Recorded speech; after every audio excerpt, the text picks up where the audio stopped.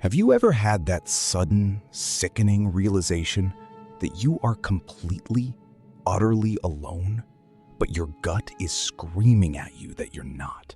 It's that primal instinct, the one we usually ignore because we live in a modern, civilized world. But sometimes, that instinct is the only thing keeping you alive. My name is Marcus. I've worked a lot of dead-end jobs, but nothing compared to the graveyard shift I took at an isolated gas station off Route 9, just on the edge of the Oregon woods. This was back in 2018. I thought the worst thing I'd have to deal with was drunk teenagers or a broken coffee machine. I was wrong. By the time the sun came up, I realized that some places are empty for a reason, and some people aren't people at all. The station was an old, rusted-out Exxon, the kind where the fluorescent lights overhead hum a little too loudly, casting this sickly, flickering white glow over the linoleum floor. It was a Tuesday, right around 3:15 a.m. A thick, heavy Pacific Northwest fog had rolled in off the mountains, swallowing the highway. You couldn't see past the pumps. It was quiet. Too quiet. No wind, no crickets, no distant engine sounds, just that damn buzzing light. I was sitting behind the counter, scrolling through my phone, trying to stay awake. The heater in the building was ancient, occasionally kicking on with a loud rattle before dying out again, leaving the air damp and freezing.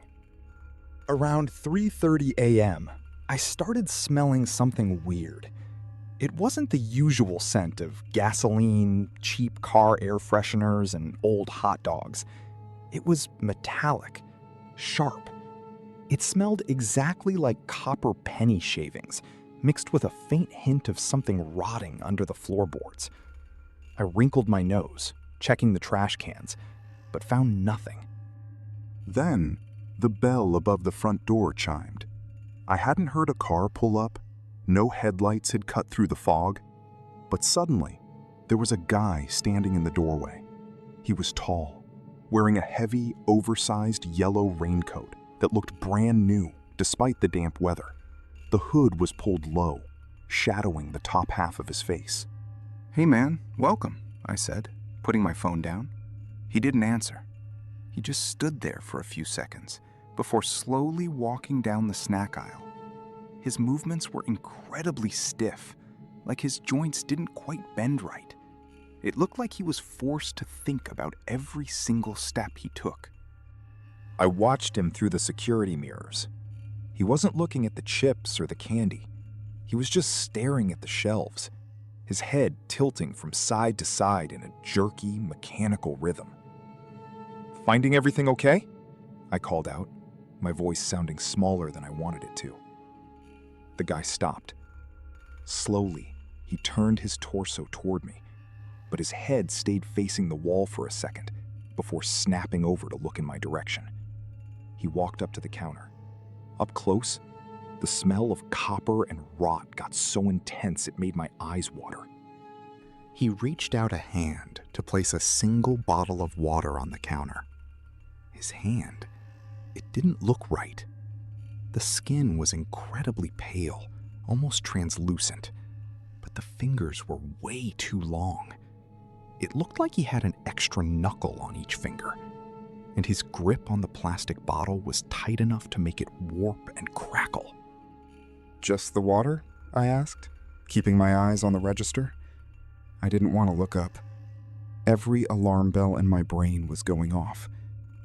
"Yes," a voice replied. It didn't sound like it came from his throat. It sounded like a badly recorded audio file played through a cheap speaker. It was flat, perfectly level, and lacked any human inflection. I scanned the water. "That'll be $2. He reached into his pocket and pulled out a handful of crumpled dollar bills. When he dropped them on the counter, his hood shifted back slightly. The overhead fluorescent light hit his face. My breath caught in my throat. His eyes were wide, completely unblinking, and the pupils were small, perfect pinpricks. But the worst part was his mouth.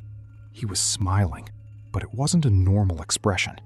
His lips were pulled back so far his gums were bleeding, exposing rows of small, pointed teeth that looked more like an animal's than a human's.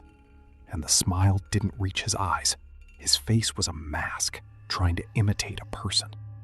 I stood there, paralyzed. I couldn't move my hands. I couldn't speak. I just wanted him to take his water and go back into the fog. He didn't take the water. He just kept staring at me with that horrific, bleeding smile. Suddenly, a loud, sharp ring shattered the silence. I jumped out of my skin.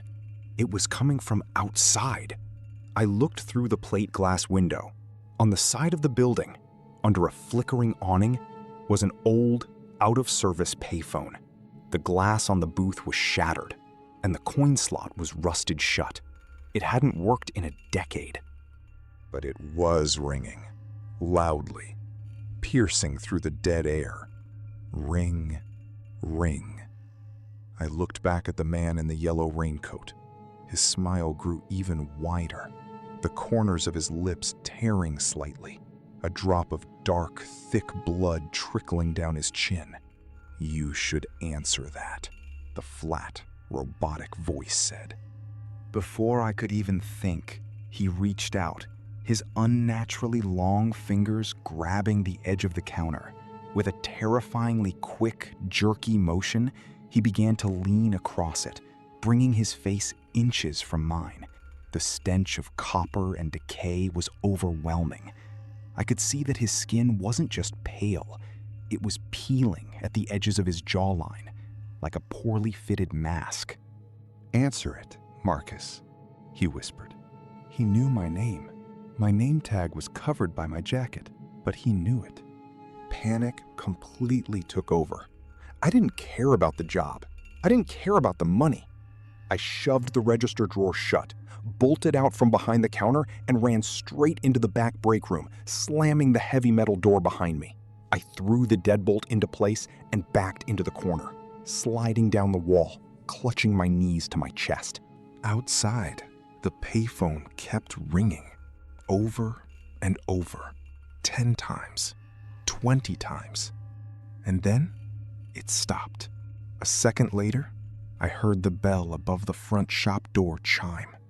He was gone. I stayed in that break room for 3 hours, staring at the door, waiting for the wood to splinter. But nothing happened. When the first rays of gray morning light started to bleed under the doorframe, I finally gathered the courage to unlock it. The main shop was empty. The bottle of water was still sitting on the counter, next to the crumpled, bloody dollar bills. I didn't bother locking up. I grabbed my car keys, ran out to my truck, and drove straight to the police station. 2 officers came back to the Exxon with me to check the security footage. I sat in the manager's office, sweating, waiting for them to tell me I was crazy. The footage showed me behind the counter at 3:30 a.m. It showed me looking stressed, wrinkling my nose at a smell, and then suddenly freezing. It showed me staring intently at the empty front doors. There was no one there. The tape showed me talking to the empty air, scanning a bottle of water that was already sitting on the counter, and then screaming in terror before sprinting into the back room. The camera pointed at the outdoor payphone, showed it sitting completely silent, covered in cobwebs. The cops gave me a look, told me to get some sleep, and left. I quit on the spot. That was 2 weeks ago. I've been staying at my friend's apartment in the city, trying to convince myself that it was just a severe panic attack, a hallucination brought on by sleep deprivation. I almost believed it. Until last night, I was sitting on the couch around 3:30 a.m. watching TV when my cell phone buzzed on the coffee table. It was an unknown number. I picked it up, expecting a telemarketer, and pressed it to my ear. "Hello?" I said. There was a heavy layer of static on the line. followed by a metallic, flat, robotic voice that I will never forget. "You didn't answer the payphone, Marcus," the voice whispered. "So we had to call back." I dropped the phone, my heart stopping. And then, from the hallway just outside the apartment door, I heard the faint, distinct sound of a stiff, mechanical step crunching against the floorboards.